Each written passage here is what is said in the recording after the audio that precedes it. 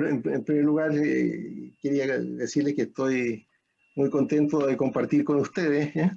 Hay algunos de ustedes que no hemos conocido anteriormente. Y bueno, yo soy ingeniero civil hidráulico de la Católica. Trabajé durante más de 20 años, 20 y tantos años, en el Ministerio de Obras Públicas, en la Dirección General de Agua. Fui director de aguas durante 12 años. Me correspondió el periodo de los presidentes Frey y Lagos, ¿ya?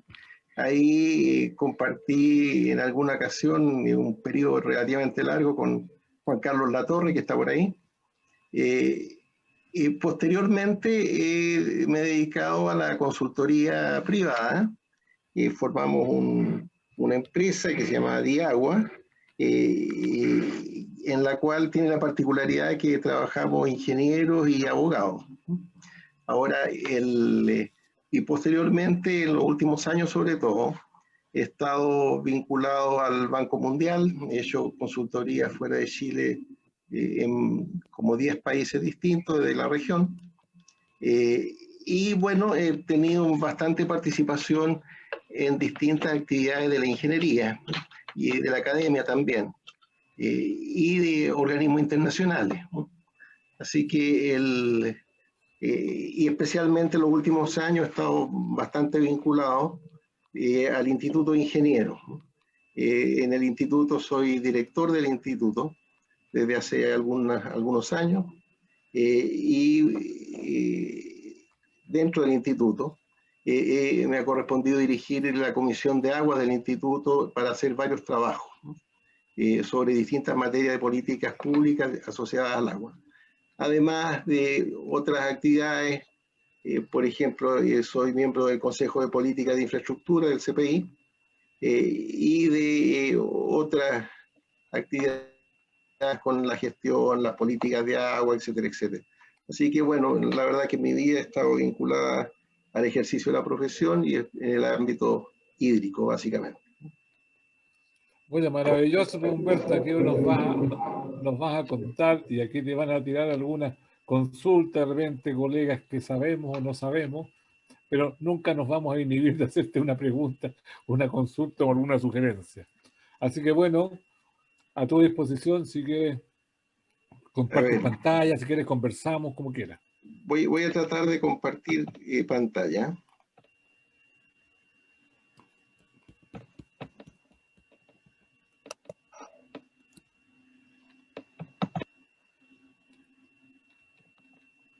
Colegas, todos están silenciados, pero obviamente en la medida que se necesitan, la prenden o la apagan. O preguntan, digamos, levantan la mano, puede ser en participantes o eventualmente de frente, depende cómo sea, pero no somos muchos, así que es manejable. Tú me dices si están ¿Se ve bien? ¿Están viendo la pantalla? Sí, se ve bien. Sí, compartida. Bien, pues. Entonces, les cuento qué es lo que quería presentar hoy día. Bueno, lo que les voy a presentar es una síntesis de como 10 trabajos distintos, así que un poco un collage de temas que en distintas ocasiones me ha tocado participar o presentar. Y lo que trataría entonces es de que dar una visión lo más global posible sobre una serie de temas que creo que están en el debate público y que me parece que es interesante para poder conversarlo en esta ocasión. Entonces, el título del tema es Gestión de recursos hídricos en Chile, realidades, mitos y desafíos, ¿ya? Y lo que quiero presentarles, primero unas pocas palabras acerca del papel del agua en el desarrollo del país, una visión de diagnóstico general, como es la situación de los recursos hídricos en Chile, sus desafíos, algunos temas que son los que están en el debate público respecto al y lo que uno ve en los diarios de que se está discutiendo en el Parlamento, en fin, relativo a la gestión del agua. Y finalmente dar algunas opiniones, algunas de ellas bastante personales, sobre el tema de las soluciones y los temas que son críticos para resolverlas. Y en ese sentido, en todo esto, como trasfondo hay varios trabajos hay 4 trabajos hechos para el Instituto de Ingenieros, hay un documento de institucionalidad del Consejo Política de Infraestructura, y hay también otros trabajos que de alguna manera yo estoy aprovechando para esta presentación. En primer lugar, respecto al papel del agua en el desarrollo del país, quería que tuviéramos siempre presente que la gestión del agua del país es algo que se construye durante el siglo XIX, ahí parte, y dura hasta la actualidad. Entonces tiene una tremenda experiencia y también una fuerte inercia, y lo que hoy día vemos como gestión del recurso hídrico responde a esa historia. Aquí, no sé si ustedes pueden verlo bien, pero yo tengo un pequeño cuadro en el cual hablamos, se ve desde 1830 a 1910, el aprovechamiento del agua en el riego, y vemos cómo llegamos a principios del siglo pasado, algo así como 800.000 hectáreas, ¿ya? Es decir, estamos hablando de que gran parte de los riego actual viene del siglo XIX, ¿ya? Y cómo el agua contribuyó al crecimiento del país de manera increíble, porque si ustedes se fijan en la última columna, vemos que la relación entre el PIB agrícola y las superficies de riego, y vemos que prácticamente los cambios tecnológicos son muy pocos, pero el gran tema es la expansión de las superficies de riego en el país, que generan un crecimiento proporcional en el PIB de la agricultura. Ahora, el siglo pasado, ¿verdad?, la relación del agua con el desarrollo del país se manifiestan absolutamente. Gran parte de nuestras exportaciones dependen del agua, y cuando fue necesario, ¿verdad?, la expansión de toda la minería del cobre, junto con el crecimiento de la producción de cobre, iba el crecimiento de la solicitud de derecho de aprovechamiento para utilizar el agua. Es decir, hay una relación muy directa entre cada uno de los rubros de exportación, la acuicultura, etcétera, etcétera, con la gestión del agua. Y eso supone que el agua ha cumplido un rol de mucho interés desde el punto de vista de los aprovechamientos de los privados, pero ha tenido un tremendo rol dentro del desarrollo del país y del interés público en esto. Ahora, ¿cómo estamos en relación a la seguridad hídrica? Es decir, si tenemos agua suficiente y cómo lo estamos aprovechando para el desarrollo y en relación a las demandas que existen. Y yo creo que en esto es interesante mostrar este cuadrito, en el cual pueden ver hasta de la región metropolitana hacia el norte, una cifra que muestra que el 88% de todo el agua que escurre en toda esa zona es equivalente a la demanda total de agua. Es decir, prácticamente el 88% de todo el agua de toda esa zona es utilizada y consumida por el desarrollo de los distintos aprovechamientos. Y un aspecto que es importante es que esto cambia radicalmente de la sexta región hacia el sur, y aparece ese indicador que antes era 88%, ahora recién es un 10% y mucho más bajo de la décima región hacia el sur.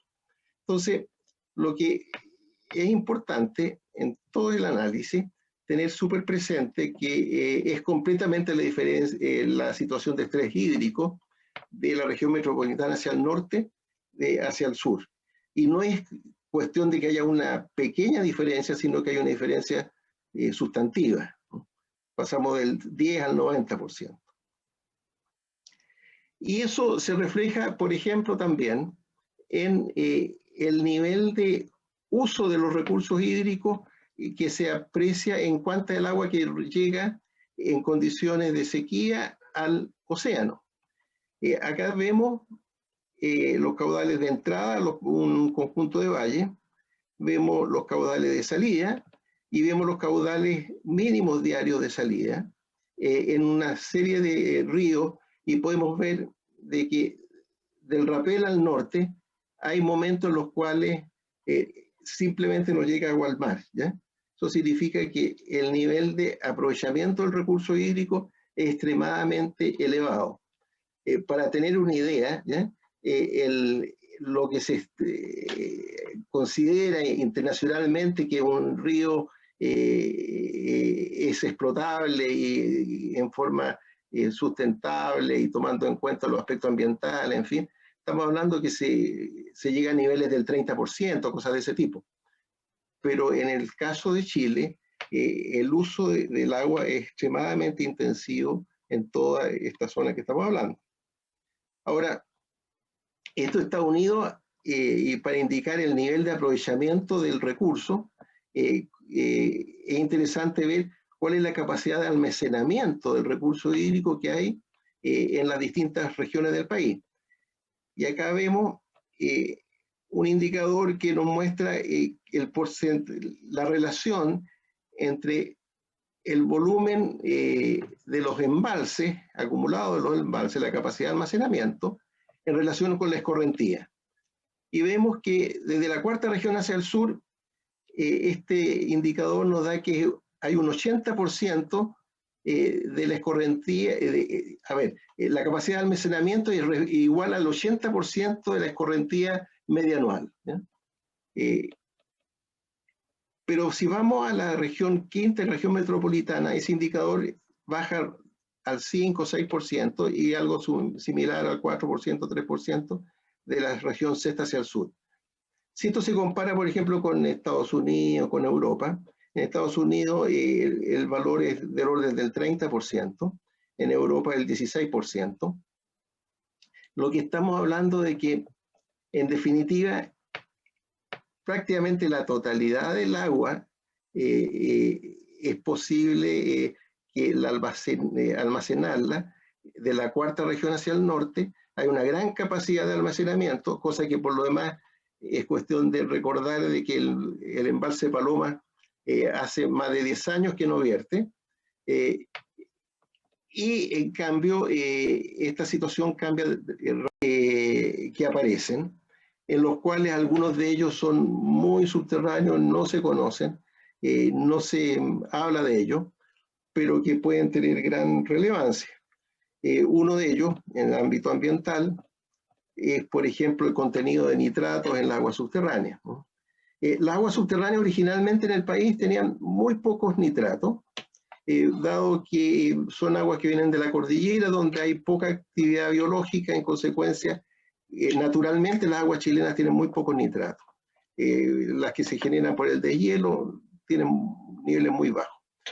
Sin embargo, la actividad agrícola intensiva y la inexistencia completa de normas al respecto ha ido generando distintas situaciones de incremento de los nitratos en el agua subterránea.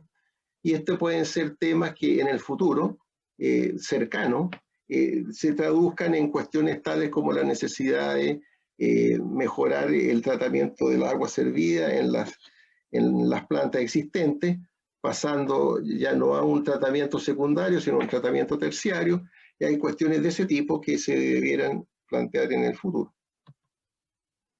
Pero además hay otro tema que es absolutamente preocupante y que tiene que ver con el tema del cambio climático.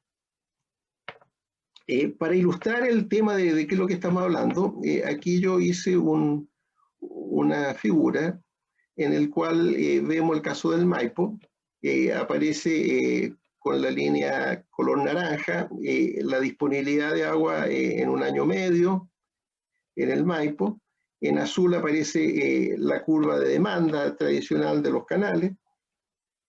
Y vemos cómo en general los problemas comienzan por ahí por el mes de febrero, marzo, al final de la temporada, y hay un problema al principio de temporada en octubre, que obliga a hacer ciertos manejos y a establecer ciertas restricciones. Sin embargo, cuando uno piensa en términos del cambio climático, lo que sucede es que se esperan disminución de precipitaciones y además una disminución especialmente a finales del periodo de hielo y un adelanto del derretimiento de las nieves en relación a lo que pudiera ser. Y en definitiva, tenemos que el periodo de enero, febrero, marzo, comienzan a haber muchísimas más diferencias y déficit con respecto a la disponibilidad de agua, con respecto a las demandas. Entonces, en términos generales, esto es lo que uno pudiera esperar a raíz de la situación de cambio climático. Pero esto es lo que uno plantea en las cuencas superiores de los ríos. Pero el impacto del cambio climático es algo que uno debiera esperar que sea muy heterogéneo en una cuenca y debiera acentuarse fuertemente hacia las partes bajas de las cuencas, dado que buena parte de los recursos de la parte baja dependen del uso que se hace en las partes altas. Y aquí yo puse una figura en la cual vemos en azul la situación en años normales de la relación del comportamiento del año 95%, o sea, un año seco, con relación a un año medio. En azul está en la cuenca alta. Aquí en este caso estamos hablando del Maipo en el Manzano, o sea, en la zona de Vizcaya, esa parte.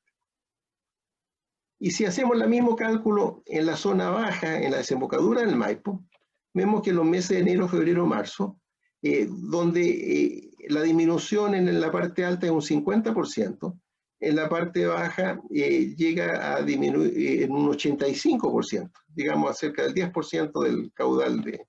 En otras palabras, lo que estoy diciendo es que el impacto del cambio climático uno debiera esperar que sea muy heterogéneo dentro de las cuencas y que debiera generar situaciones críticas en determinados puntos de la cuenca.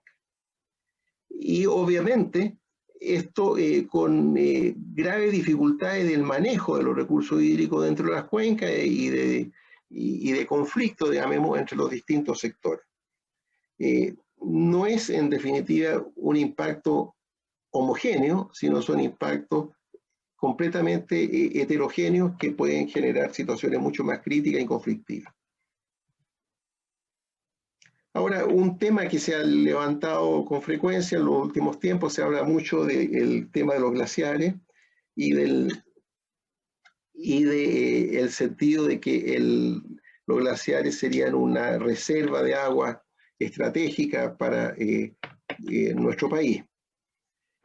Nosotros en el instituto hicimos un estudio, hay un informe que ustedes pueden bajar, un documento de como 80 páginas, ¿no?, en el cual abordamos distintos temas relacionados con esta discusión.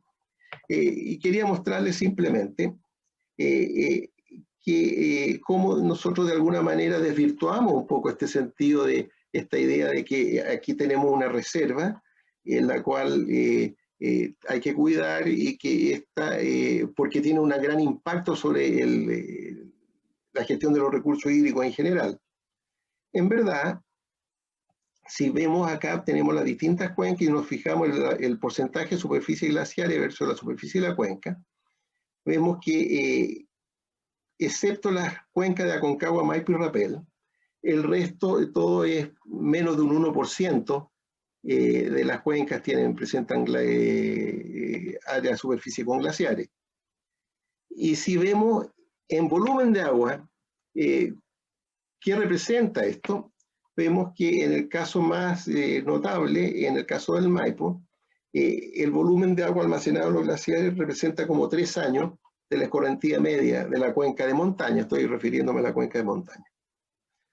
En otras palabras, si a esto agregamos de que no es una reserva estratégica en el sentido que yo tengo disponible como un embalse el agua y lo entrego cuando quiera, sino se comporta de acuerdo a las leyes físicas y funciona de acuerdo a cómo ese volumen de agua opera por condiciones físicas, vemos que en realidad, independientemente de las prevenciones y del interés que se tiene en proteger esta zona, su impacto en definitiva está acotado en algunas de los lugares, en algunas cuencas del país. Puede ser importante. Ya en los años 80 hacíamos investigaciones sobre esto y mostrábamos que tenían un impacto que podía ser en algún momento crítico, como hasta el 60-70%. Pero en términos generales, desde el punto de vista de los recursos hídricos, es una cuestión bastante puntual y localizada. Aquí vemos un poco lo mismo, como los hidrogramas en los distintos ríos del país, con excepción del Maipo que estoy mostrando acá, que es esta línea verde, que por efecto de los glaciares crece en diciembre y enero en años probabilidad 95%, o sea, extremadamente seco. En el resto, todos los caudales durante el periodo, en todos los ríos, los caudales disminuyen durante el periodo de verano, respondiendo al vaciamiento natural del agua subterránea, pero sin un efecto importante de los glaciares. Bueno, volviendo al tema del cambio climático, lo que hay que tener presente, que fuera de que es una amenaza muy concreta y que es una amenaza muy compleja desde el punto de vista que es heterogénea de cómo afecta a los distintos zonas de una cuenca, además tiene un elemento que es extremadamente importante, es que tiene un elemento de elevado nivel de incertidumbre, ¿no?, que nos cambia completamente la forma de cómo debiéramos abordar el tema desde el punto de vista de la toma de decisiones. Acá en esta figura de acá, ustedes pueden ver para una sola cuenca, este es el caso del Limarí, las diferencias medias del periodo 2070-2100, estimado en base a los modelos climáticos, y la diferencia con respecto a la situación actual en precipitación y en temperatura. Entonces hay un delta de temperatura en la abscisa y un delta de precipitación en porcentaje en la ordenada. Y pueden ver que los modelos en distintos escenarios de evolución de la contaminación por los gases de invernadero, y con distintos modelos en la misma cuenca, tenemos resultados extremadamente distintos. Si bien es cierto, todos estos modelos con distintos escenarios, todos nos dicen, miren, esto puede subir entre 1 y 4 grados de temperatura. Cuando vemos desde el punto de vista de las precipitaciones, la dispersión es muchísimo más grande. Vemos que hay un modelo que nos dice que puede haber una disminución de un 70% de la precipitación, y otro nos dice que puede haber incluso un crecimiento de un 10%. Entonces, lo que tenemos acá es una enorme dispersión y una amenaza de la cual no sabemos ponderarla y cuantificarla adecuadamente. Y eso significa que en la práctica, la amenaza del cambio climático implica la toma de decisiones en condiciones de incertidumbre, y tenemos que entonces desarrollar y privilegiar procedimientos de toma de decisión en los cuales le den prioridad a que sean soluciones que sean robustas, en el sentido de que en cualquiera de los escenarios funcionen bien, no sean negativas respecto a alguno de ellos, ¿ya? Y no solamente de que sean con una relación desde el punto de vista de los costos y la eficiencia mejor, porque el grado de incertidumbre que tenemos es muy alto. Entonces aquí hay toda una discusión por delante respecto de cuáles son los niveles de seguridad o de resiliencia o de capacidad para asumir situaciones imprevistas que como país nos queremos dar. Es un gran tema, ¿no? Porque es una toma de decisiones, una apuesta que tiene costos, pero que sobre escenarios en los cuales no podemos predecir con claridad cuáles van a ser las situaciones en el futuro, pero tampoco podemos quedar expuestos a situaciones críticas, como pudiera ser, imaginemos en este caso, una disminución de las precipitaciones a un nivel de 70%. Entonces, esto cruza muchísimas decisiones de inversión en distintos ámbitos, desde el punto de vista público como también desde el punto de vista privado, y por supuesto desde el punto de vista de la minería. Ahora, quería pasar a hablar sobre los temas que están en el debate actualmente sobre la gestión de los recursos hídricos y centrarme en dos aspectos, que es todo el debate. Perdón, Humberto, Humberto, ¿te puedo hacer una consulta? La transparencia anterior, ¿puedes volverla un poquito? Es una pregunta. Sí, justamente quería decirles que quería pasar a este otro tema y a lo mejor es una buena oportunidad para levantar preguntas. Sí. Claro, sí, lo que pasa es que tú mostrabas ahí como 3 tipos de estrategias típicas, pero tú con toda tu vida en el agua, mirando el país, porque no mirabas una cosa privada, sino que mirabas el país siempre. De estas 3 estrategias, ¿cuál crees tú que para nuestra realidad actual, pero también pensando en el futuro, que vamos a tener energía eléctrica mucho más barata, a un décimo a lo mejor de lo que teníamos antes, o un quinto, a lo mejor estas cosas cambian, pero ¿cuál crees tú que de esta estrategia es la más apropiada aparentemente a nuestra realidad chilense? No, yo tengo la convicción de que un gran tema es cómo generamos estrategias que son robustas para el futuro, ¿ya? Y en ese sentido, la pregunta que se hace, que nos deberíamos hacer es bueno, ¿cuál es el nivel de seguridad que debiéramos tener hacia adelante? ¿Ya? Y ese nivel de seguridad debiéramos garantizarnos de que no nos vamos a quedar en una situación en la cual generemos un conflicto mayor. Eh, y ese tema, teniendo presente de que las situaciones pueden ser complejas, graves. O sea, en definitiva, yo creo que tenemos que tener una estrategia de dar seguridad más que crecer, más que pensar en cuánto es lo que debiéramos incrementar o las zonas de riego, cosas de ese tipo. La pregunta del día es cómo aseguramos lo que tenemos y trabajamos sobre pies bien seguros.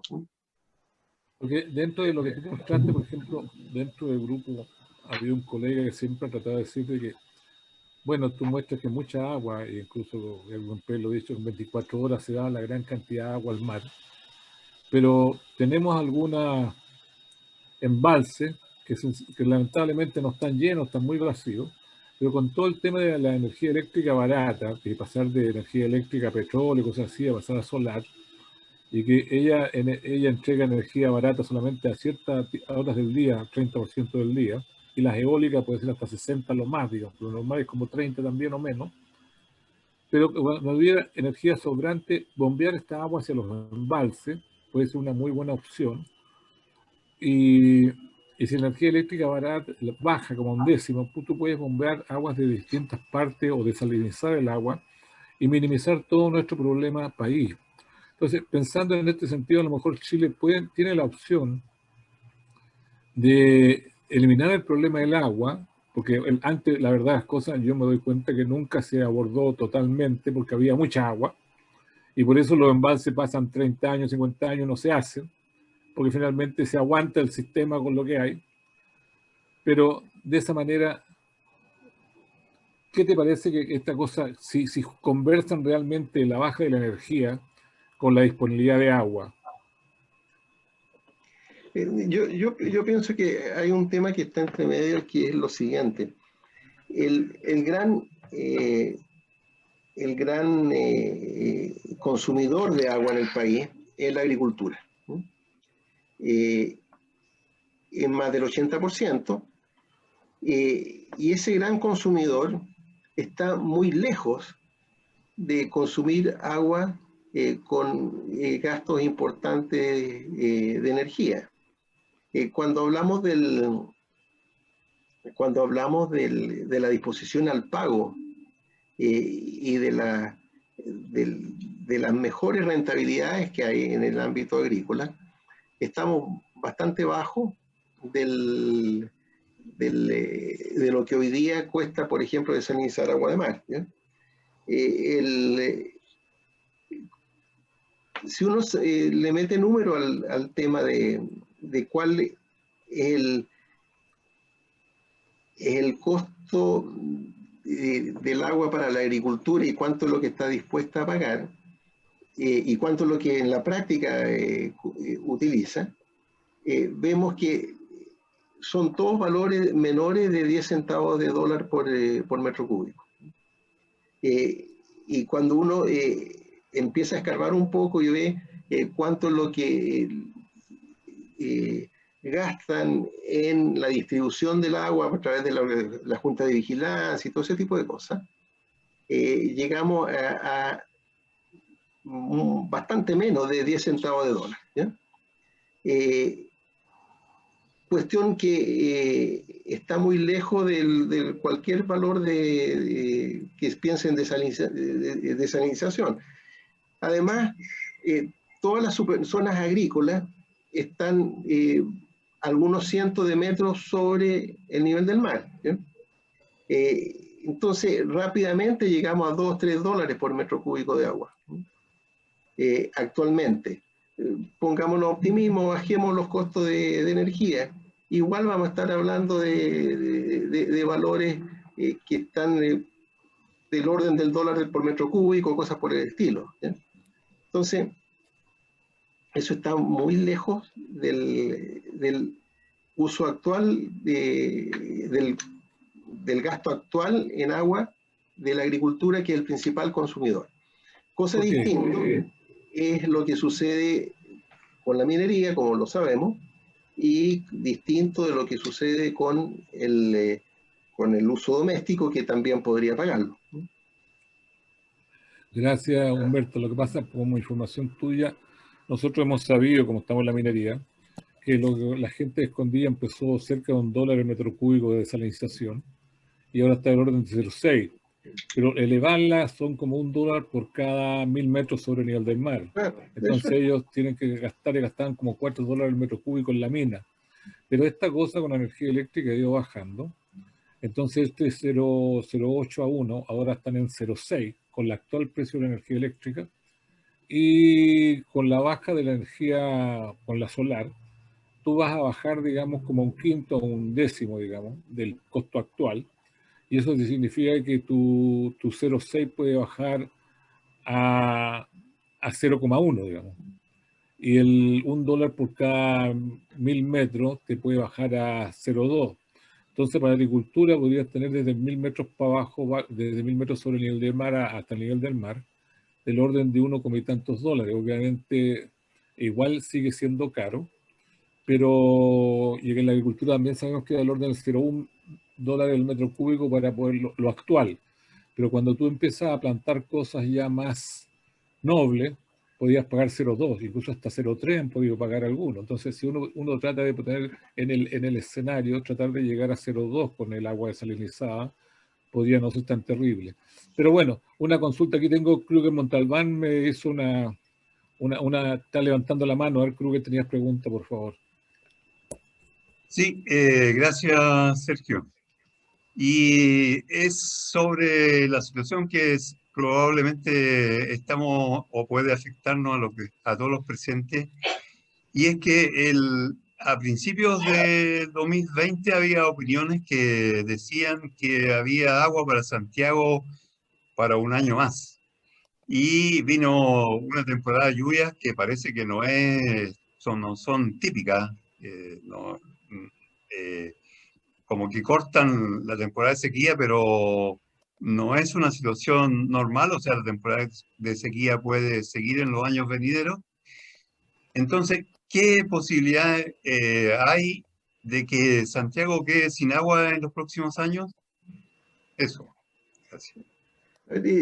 Yo creo que en realidad la posibilidad de que quede Santiago sin agua en los próximos años es cero. Pero lo que sucede ahí es que el tema es la agricultura del asociado a esto. ¿Por qué digo que es cero? Porque Santiago ocupa algo más de 20 metros cúbicos por segundo y los caudales en condiciones más menores dan cuestiones mayores que eso, ¿ya? Agua potable, 20 Claro. El punto es que hay 100.000 hectáreas asociadas a la cuenca del Maipo que tienen que regar que se quedan sin riego, ¿no? Entonces, en otras palabras, yo creo que desde el punto de vista estricto del consumo de agua para la ciudad,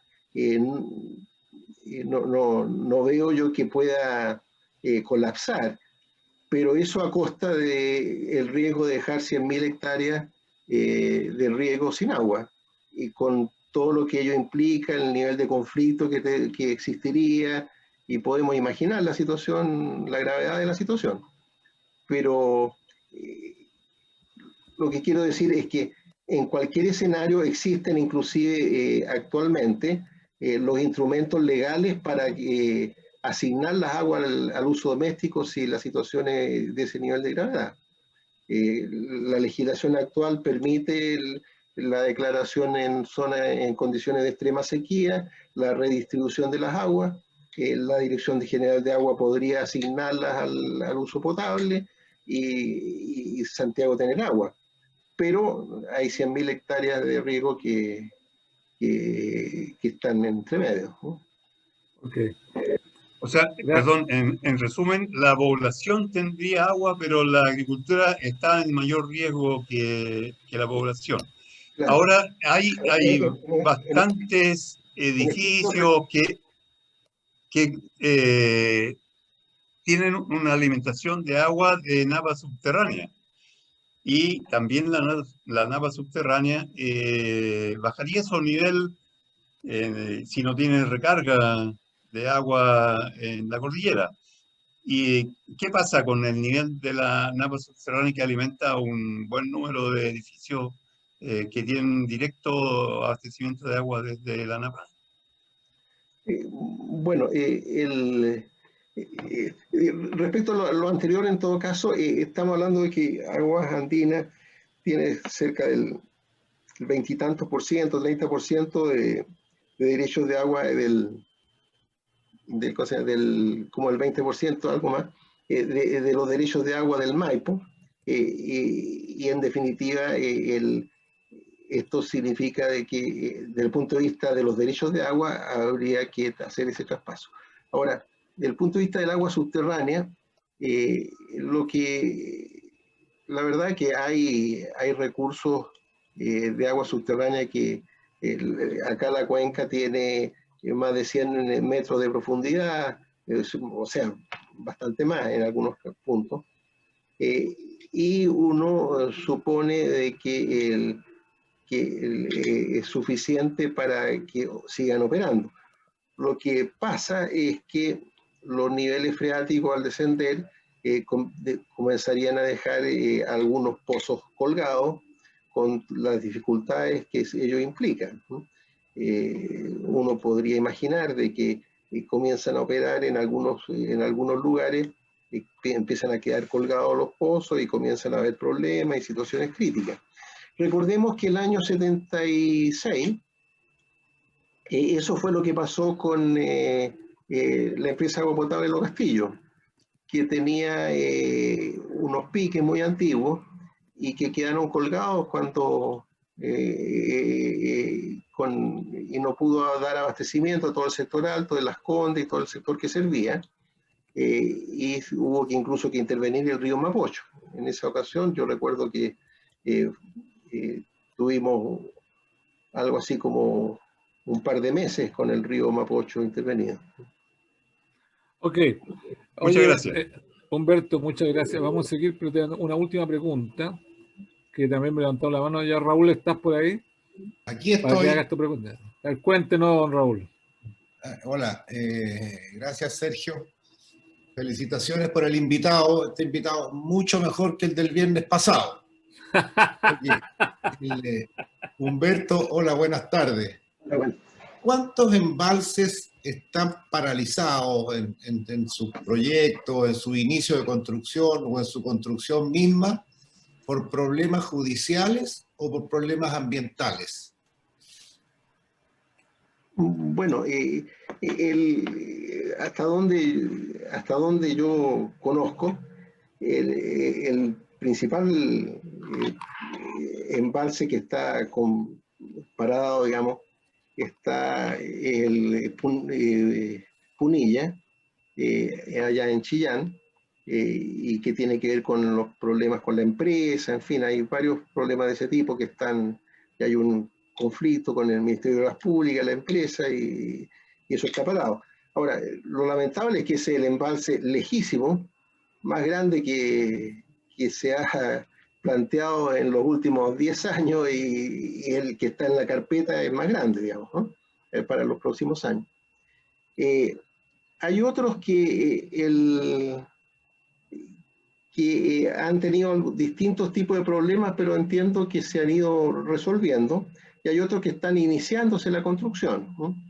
Está el caso de acá en Petorcaligua, se llama no me acuerdo cuál es el nombre exactamente, que está iniciando la construcción. Hay una empresa china que está ahí. Ahora, hay otro que se está caminando, hasta donde entiendo, bien. Hay otros que tuvieron algunos problemas, pero que entiendo que se resolvieron, que se construyeron y se resolvieron, como en el caso del Putaendo, el embalse que estaba ahí. Y hay otros que yo pienso que simplemente hay problemas por su concepción, de que se espera que den resultados, pero es difícil que los den por razones técnicas, ¿ya?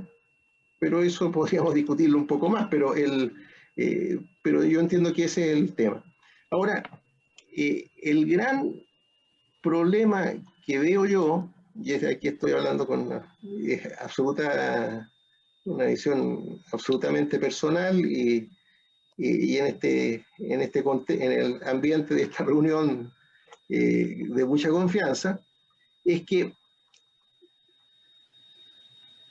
desde hace varios años se viene informando y dando un listado de de un programa de como 20 embalses en el país.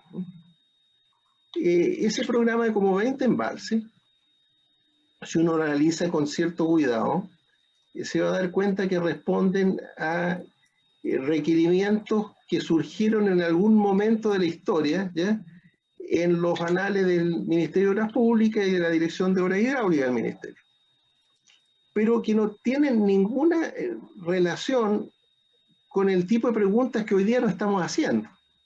Porque las preguntas que hoy día nos hacemos no es cuánto puedo mejorar el riego de tal o cual parte, sino cómo vamos a abordar los problemas de resiliencia, nos vamos a poner a resguardo de la amenaza que implica cuestiones tales como el cambio climático. O sea, la concepción de los embalses, desde el punto de vista de la visión estratégica que debiéramos tener para formularlo, no está planteado en esos embalses. Esos son los embalses que estaban de acuerdo a la cartera de proyectos histórica, ¿no? Entonces, yo creo que ahí hay mucho todavía que falta por hacer, y creo que hay un punto pendiente. Ahora, el otro punto es que ya se ha vuelto tradicional de que prácticamente en cada 4 años en el país se inicia un nuevo embalse, ¿ya? Pero a este ritmo, la verdad es que los temas importantes no los vamos a lograr cubrir. O sea, hay mucha distancia entre los requerimientos y la definición de lo que necesitamos hacer desde el punto de vista estratégico para regular las aguas, de el nivel y de la intensidad con la cual se está avanzando en el tema. Respecto de eso, algo yo propongo al final de esta presentación, ¿no? Ya, pues sigamos entonces. Ya, Humberto, yo creo que estamos bien con este primer bloque con las preguntas. Bueno, hay estos temas que están sobre la mesa y que han sido planteados reiteradamente, y quería hacerme cargo un poco de ellos ya, porque creo que sirven creo que es interesante conversar sobre ellos con un poco de calma y de mayor profundidad, ¿no? El primer tema que de nacionalización, el agua está privatizada, los programas que se plantean significan amenazas al derecho a propiedad.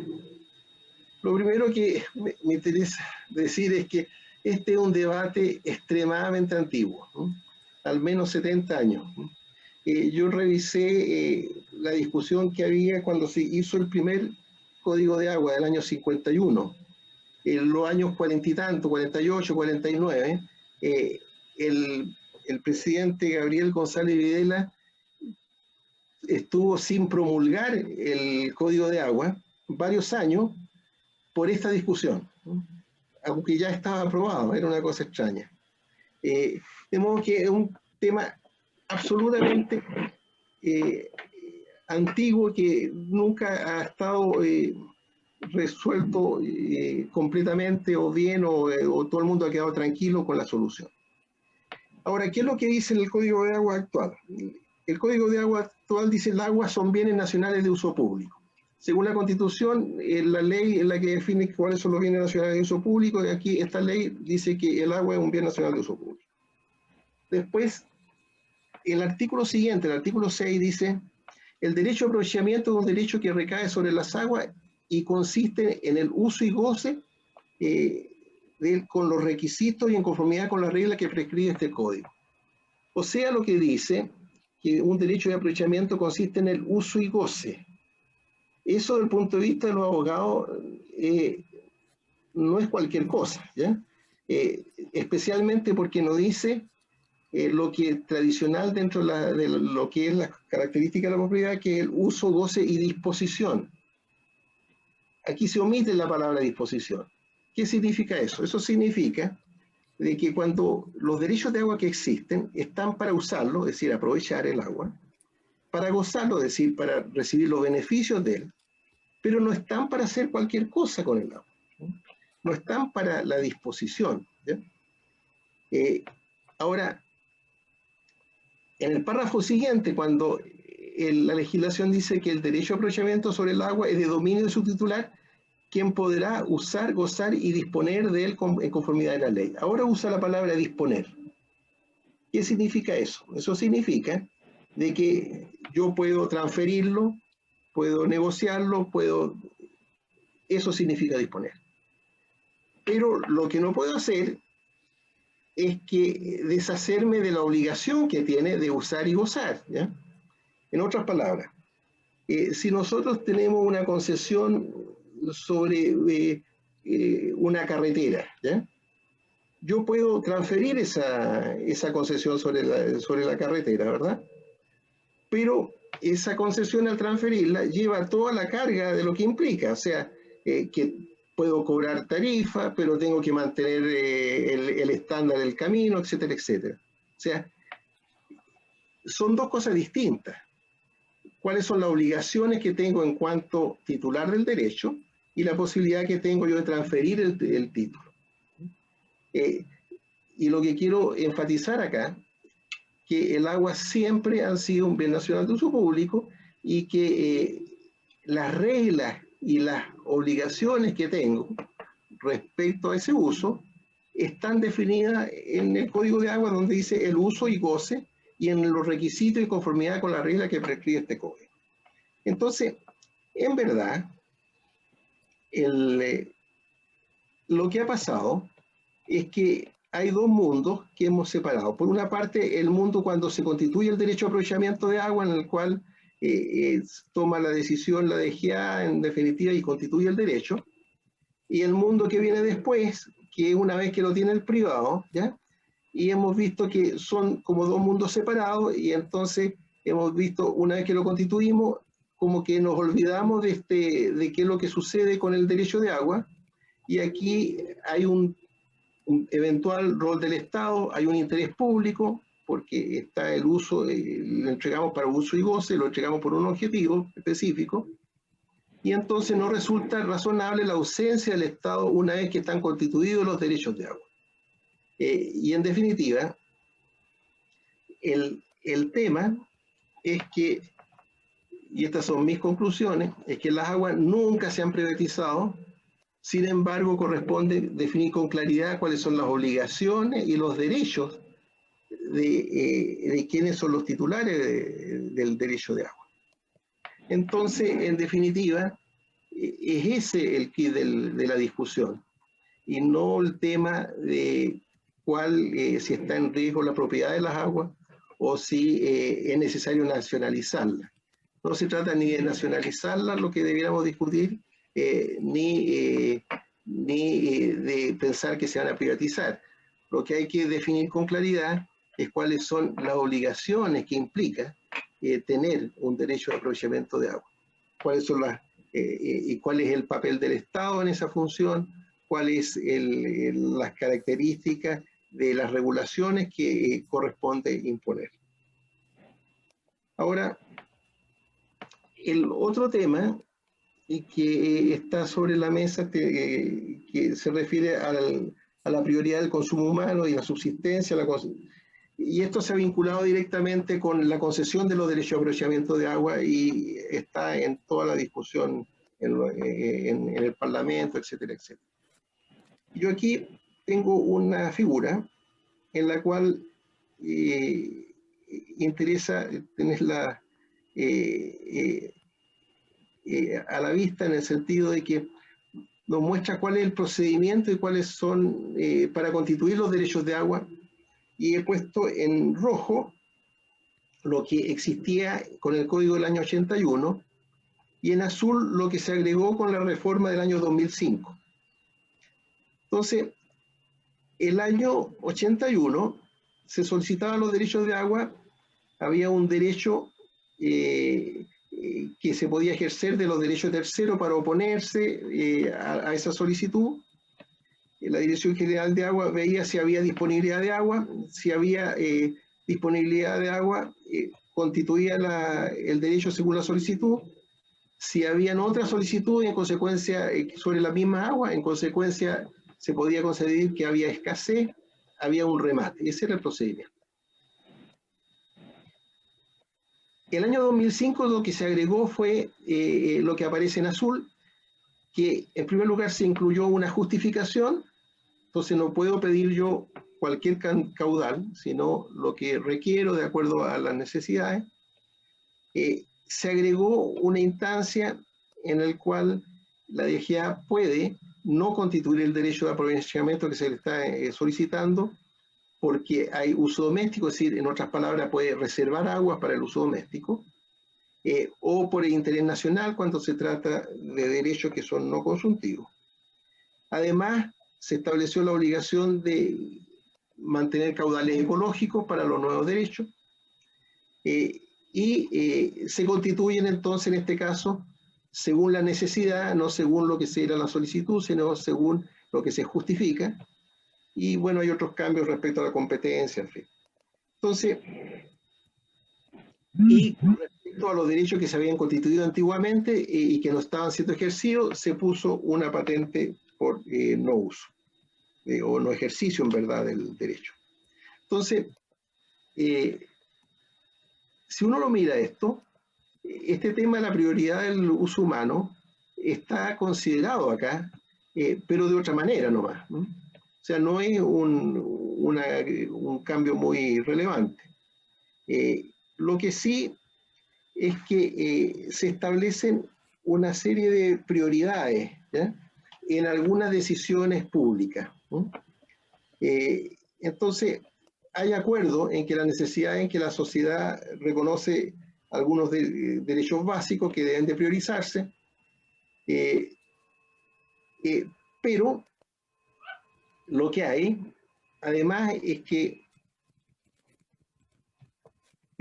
hay unas ciertas prioridades que se toman para otro tipo de decisiones. Por ejemplo, cuando hay situaciones de sequía, cuando hay algunas condiciones muy particulares. Ahora, el análisis que esto responde a un análisis que hicimos en el Instituto de Ingenieros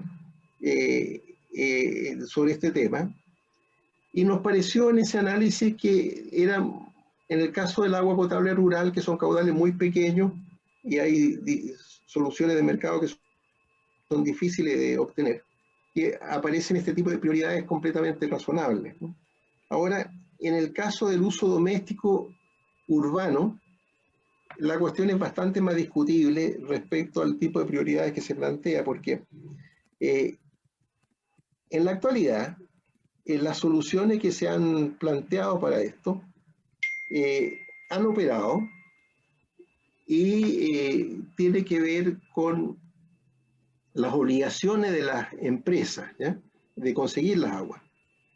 Y entonces se levanta una serie de dudas respecto a si lo que se está planteando desincentiva las soluciones existentes, si hay riesgo de corrupción a partir de decisiones que puedan relacionarse con las empresas sanitarias, ¿ya?, y con la conflictividad con otros usuarios. Me explico. En la actualidad, por ejemplo, en las situaciones de sequía, se puede priorizar un uso respecto del otro, ¿ya?, pero está latente el problema de una eventual indemnización, ¿ya?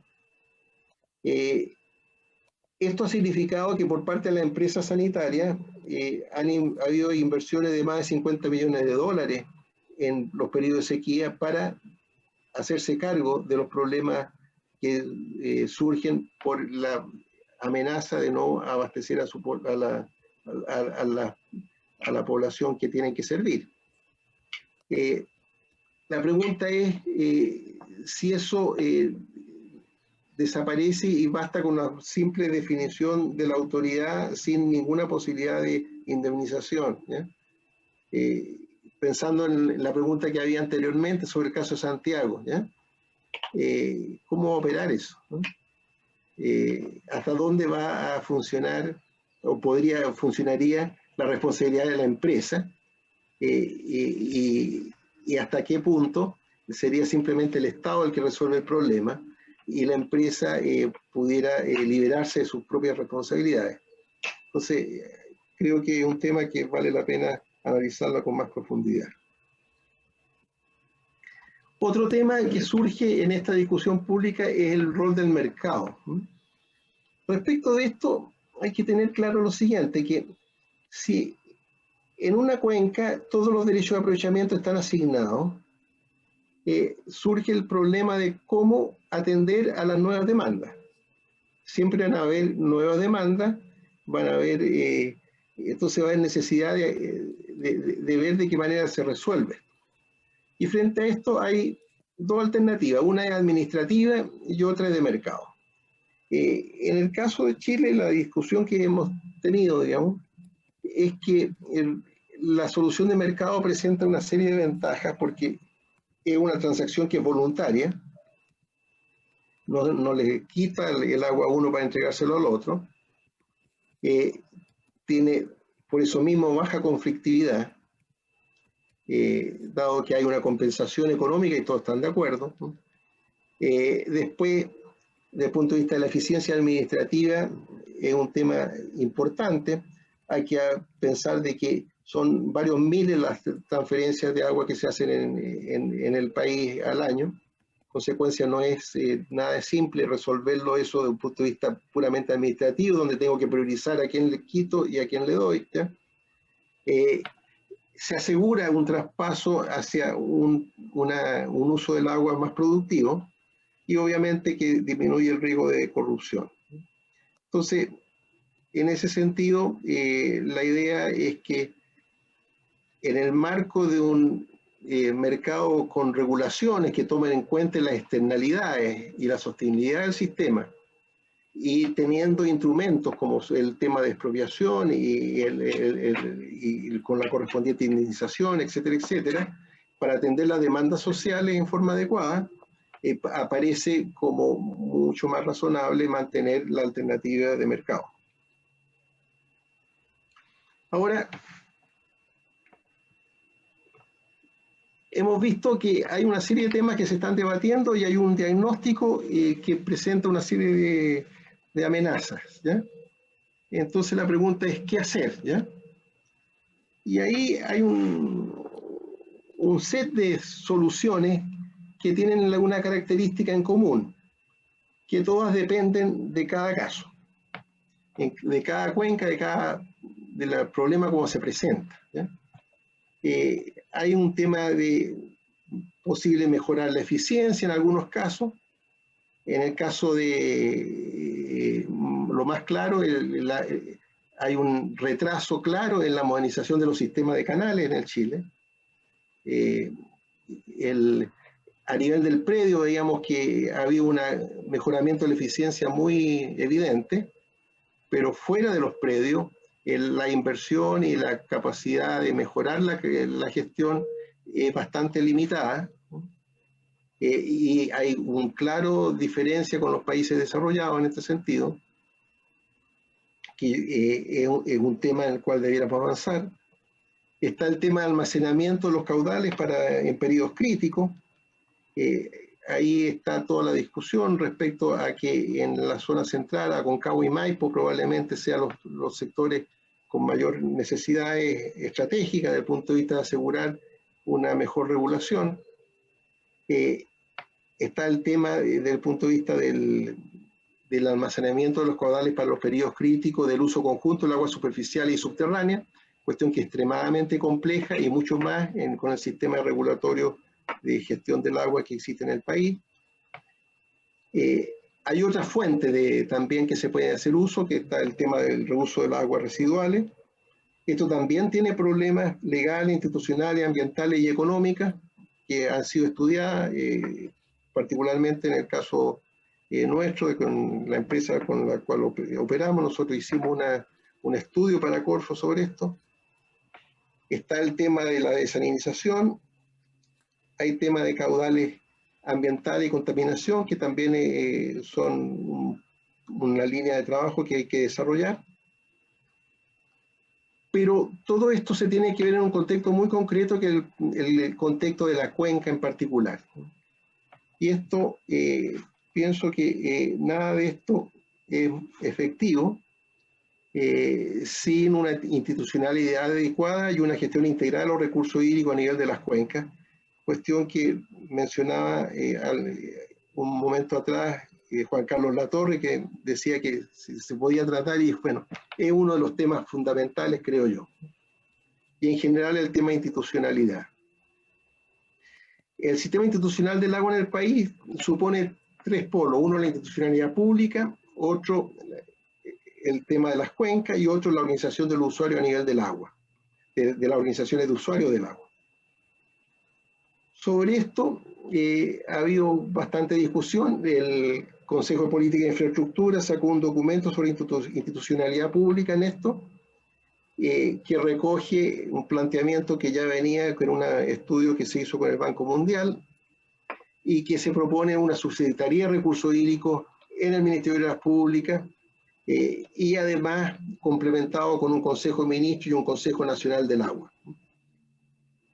Esto para llenar un vacío que existe en la estructura institucional del país, en que no hay un ente rector con un liderazgo efectivo sobre el tema, capaz realmente de evitar la dispersión institucional, coordinar las políticas públicas y de tener una visión estratégica desde el punto de vista del Estado.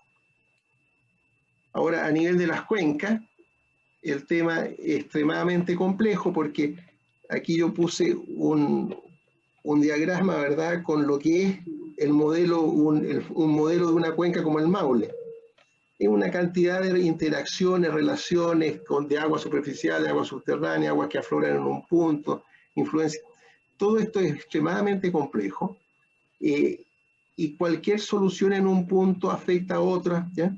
consecuencia hay que verlo a nivel de la cuenca, sí, necesariamente, y mucho más con los niveles de uso del recurso hídrico que tenemos y de afectación en general de los flujos naturales. Y en consecuencia, es completamente necesario tener una visión a nivel de las cuencas. Acá, en este gráfico, ustedes pueden ver en distintas cuencas del país cuál es el número de organizaciones de usuarios que tienen decisiones sobre las cuencas, ¿ya? Desde el punto de vista estoy pensando solamente en las organizaciones de usuarios, porque las cuencas están seccionadas por tramos, por pedazos, ¿ya? Cuestión que no toma en cuenta las interacciones que hay entre ellas. Entonces, si queremos ver cuál es la solución para darle una seguridad hídrica a una cuenca como el Maule, tenemos que ver todo este tipo de relaciones que hay entre los distintos sectores si queremos dar una solución desde el punto de vista estratégico, ¿no?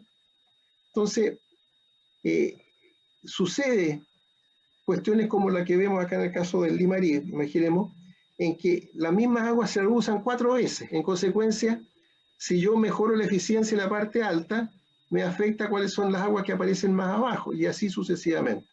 Entonces, en resumidas cuentas, lo que estamos hablando es que son sistemas que tienen muchas cuestiones parecidas a lo que es la gestión urbana, ¿no? En el cual hay muchos bienes públicos incorporados, pero hay muchas externalidades de un sector que se relacionan con otros, ¿ya? Y que en consecuencia las soluciones particulares no tienen mucho, no resuelven mucho el problema. Y a diferencia del sector urbano, donde hay regulaciones porque hay ordenanzas normativas para controlar las externalidades que se generan, por ejemplo, si construye un edificio en un sector residencial, un edificio muy alto, ese tipo de cosas, ¿verdad? Hay planos reguladores, ¿ya?, que obligan a tener una visión de largo plazo y coordinar normativas, y hay formas de actuar que suponen, y a nadie le extraña, ¿verdad?, de que de repente tenemos que reservar ciertas superficies para una determinada avenida, etcétera, etcétera. En el caso del agua todo eso no existe. Y obviamente que en el escenario actual es una enorme dificultad para realmente darle solución a los problemas que se presentan. Y en ese sentido, el planteamiento que hemos hecho es que se requiere una gestión a nivel de la cuenca, con un plan director a nivel de las cuencas, con una estructura de planificación que haga compatible el rol de los organismos públicos con el marco y la forma como operan las iniciativas privadas, ¿ya? Y eso en una situación institucional que dé legitimidad y eficacia. Y en ese sentido, la propuesta que hemos hecho desde el punto de vista del Instituto de Ingenieros es la generación de consejos de recursos hídricos a nivel de las cuencas, ¿ya? Con participación pública y privada, con representación legítima de los beneficiarios interesados, no solamente de los titulares, como señalaba Juan Carlos Latorre hace un momento atrás, y con la capacidad de generar y promover una visión integrada y sustentable de mediano y largo plazo, para hacer las coordinaciones necesarias y para tomar las iniciativas de interés común. Y eso es porque hay una tremenda interacción y es necesario entonces tener sobre la mesa a todos quienes realmente tienen relación con la gestión del agua y con los beneficios que se generan a partir de la gestión del agua. Y todo esto pensamos que debe ser complementado con una institucionalidad para el financiamiento específico del tema hídrico. La realidad es que en las últimas décadas el avance en esta área desde el punto de vista de la inversión que no tenga que ver con la actividad a nivel de los predios ha sido bastante débil, ¿ya? y en el futuro próximo no se ve muy posible que cambie esta situación. Las necesidades están aumentando, especialmente en el contexto del cambio climático. Hay situaciones nuevas como la productividad asociada al agua se ha ido incrementando y en consecuencia pensamos de que asociado a esta gestión a nivel de cuenca, ¿ya? Y asociado a este Consejo de Recursos Hídricos pudiera generarse un pago por el uso del agua que sea administrado a nivel de la cuenca y destinado a invertir en el sector. Esto no es para nada raro en el mundo. Al revés, el único país en el cual no funciona así, uno de los pocos, es Chile, ¿ya? En toda Europa funciona, en Estados Unidos desde luego, en los países latinoamericanos, en todos existe un canon por el agua, vista el tipo de desafíos que hay y vista las características de estos desafíos y de las posibilidades reales de invertir en el sector, se ve como claro de que es el momento de pensar en una cuestión de este tipo, sobre la base de una institucionalidad a nivel de la cuenca que legitime un cobro de esta naturaleza y que permita hacerse cargo en términos concretos de la demanda que cada una de las cuencas presenta y analizando y abordando los proyectos, los programas y las alternativas que sean realmente de interés desde el punto de vista del interés común de la cuenca. Bueno, esto es lo que quería presentarle.